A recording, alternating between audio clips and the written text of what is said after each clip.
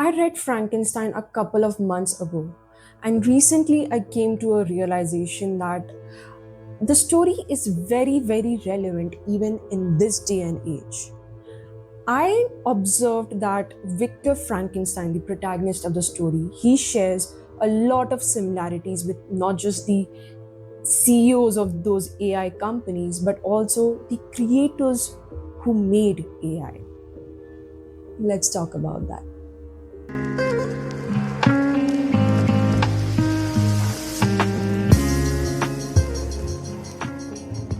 I'll take you through the journey of the book Frankenstein while I at the same time drawing parallels at how similar the story is with the present scenario.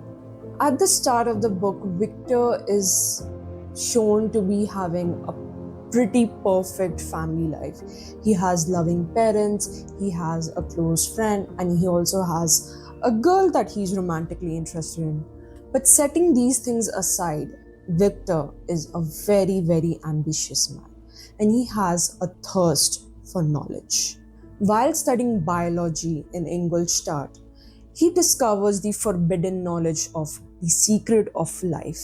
This philosophy of secret of life covers the practice of bringing back dead matter and being able to reanimate it. And Victor becomes obsessed with the idea. He starts rigorously researching the topic, he starts studying it, and he eventually becomes obsessed with the fantasy of making his own creature with dead matter. He was so fixated to the practice that he eventually loses himself in the process of making this creature. And in a similar way, people who made these AI models and the ones who are running these AI companies have lost themselves in the process of competing over each other as to who can create the most intelligent super being. Just like the secret of life, AI had started just as a thought, a philosophy. During the times when computers were merely just calculators being used by humans to speed up their calculations, Alan Turing had the idea of what if these computers did much more than that?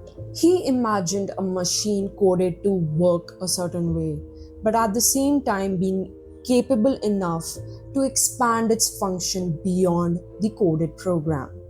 As the years went by, more and more and more people entered into this study, which revolved around this discussed topic.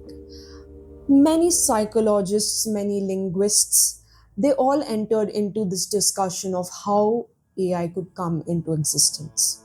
Like Frankenstein, every one of these people entered into a flow state where they spent day and night researching into these topics. They studied, they tried, they tested, they did a lot of prototypes.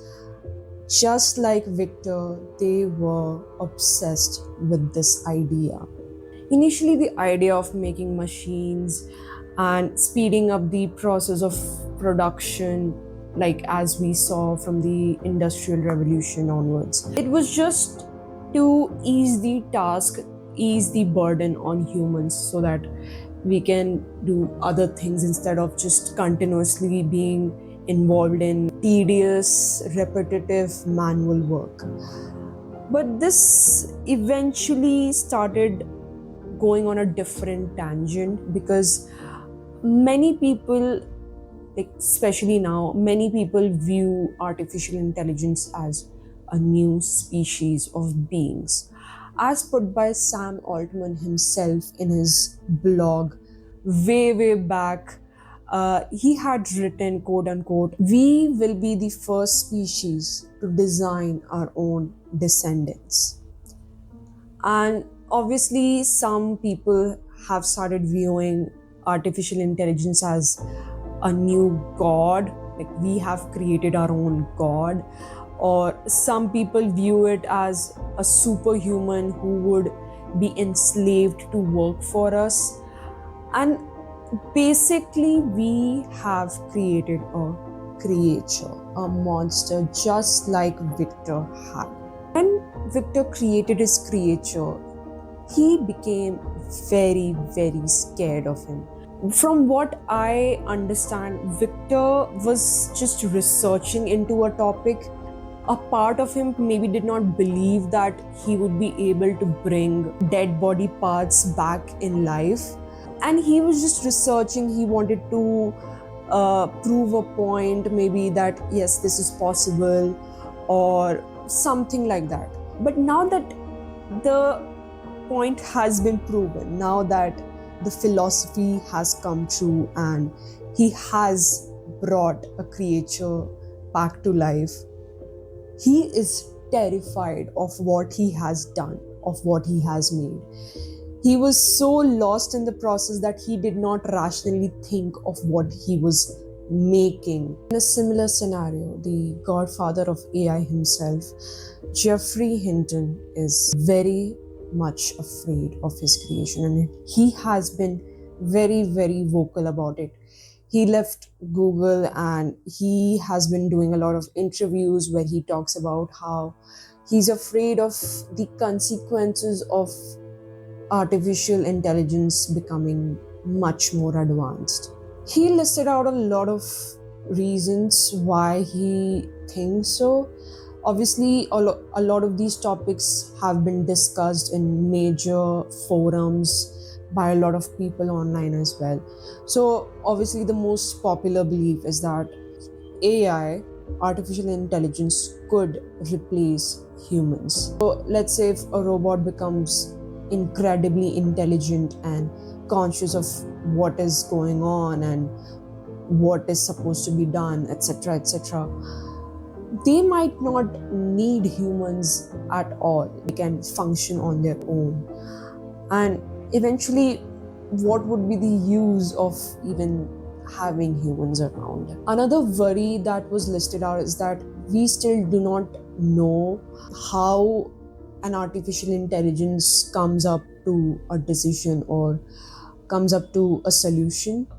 Because of this black box that is present, artificial intelligence or the robots may behave in a certain way, and they would behave in a very unexplainable ways, and we would not be able to do anything about it because we don't know why they are behaving the way they are behaving.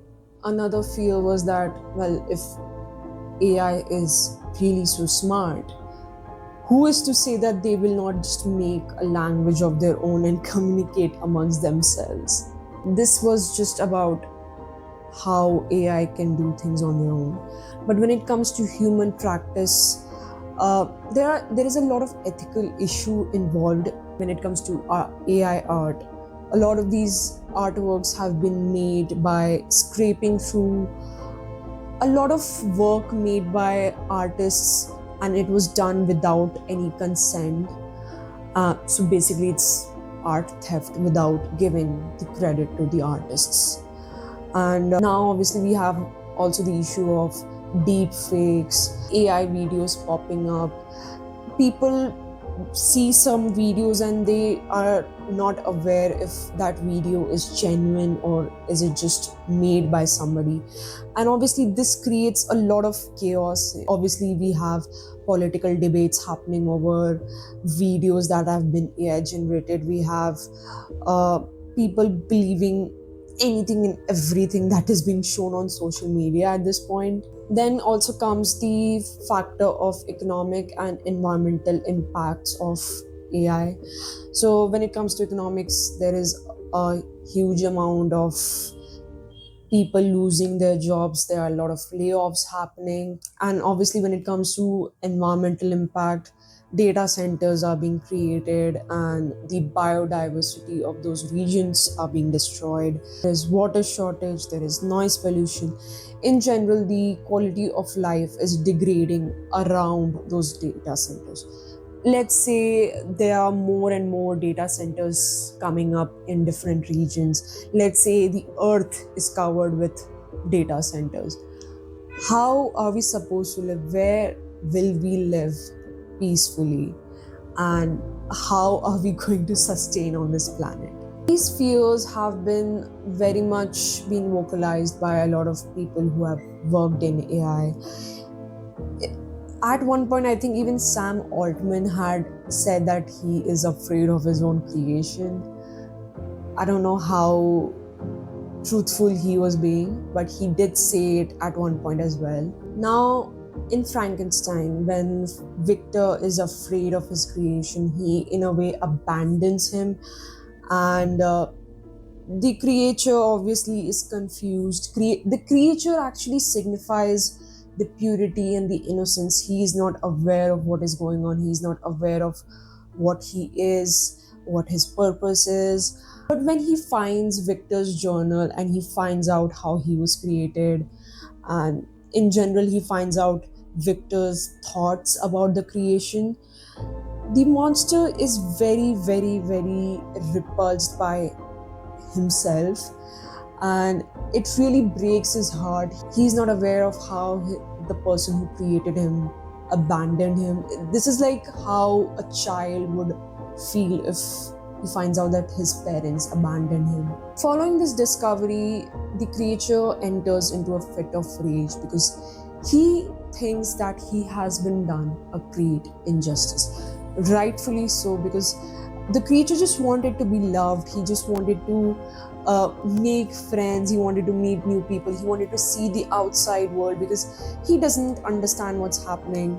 And whenever he went somewhere, people were afraid of him. People would attack him. People would be scared of him.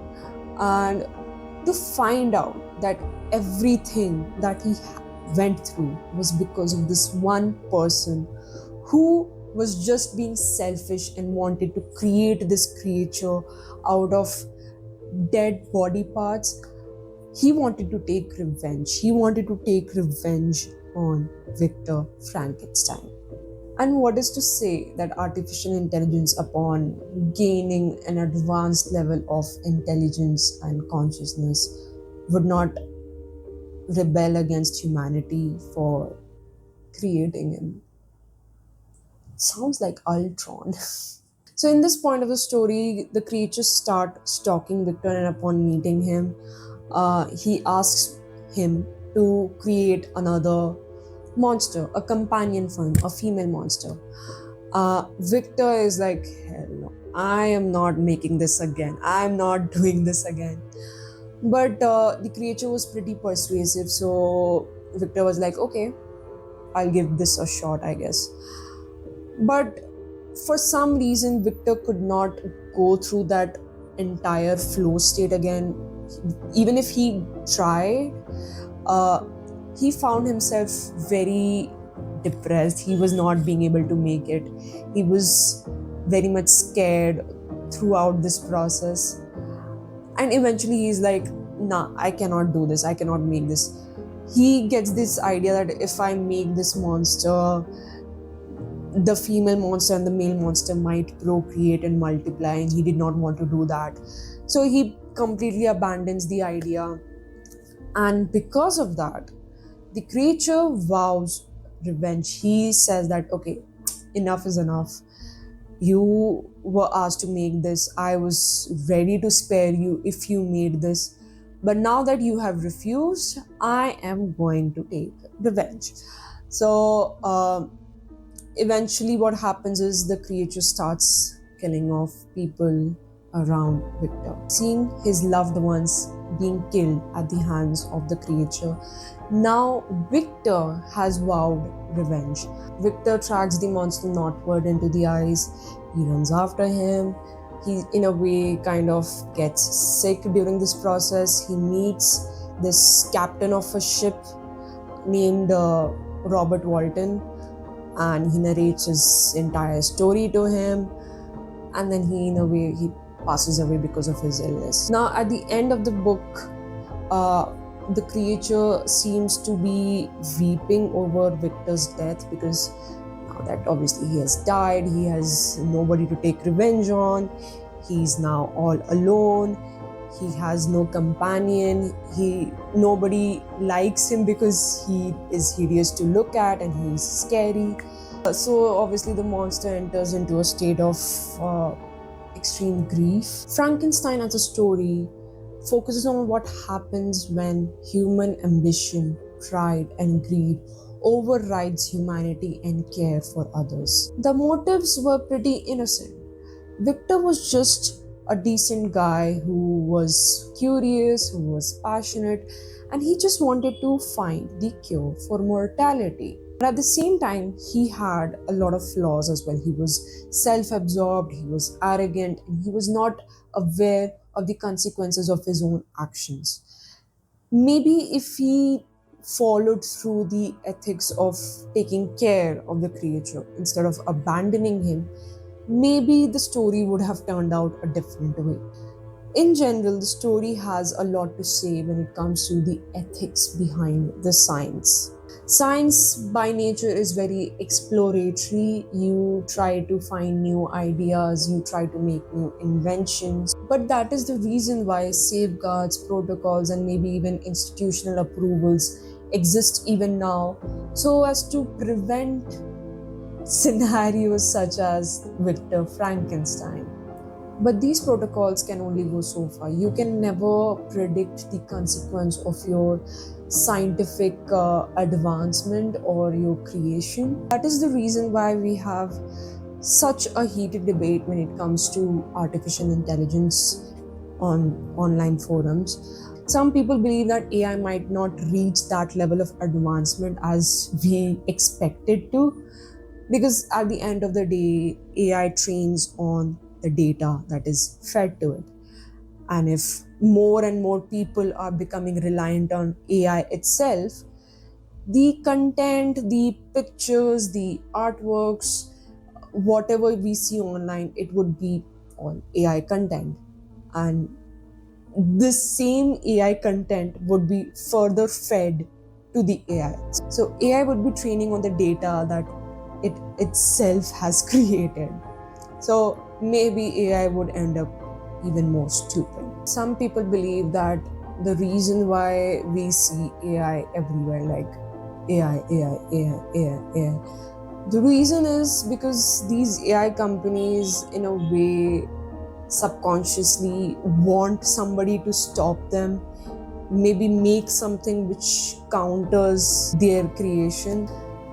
We might never know what the future of AI could be. Like, there are like multiple theories, a lot of people predicting different things.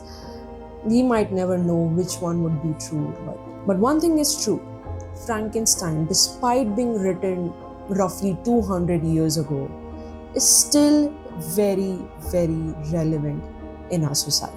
So this is where I end this video. Hope you liked it. If you did like it, and if you have something else to share about this topic, please do so in the comment section. And if there is any feedback to give for this video, I would be very much happy to hear your thoughts as well.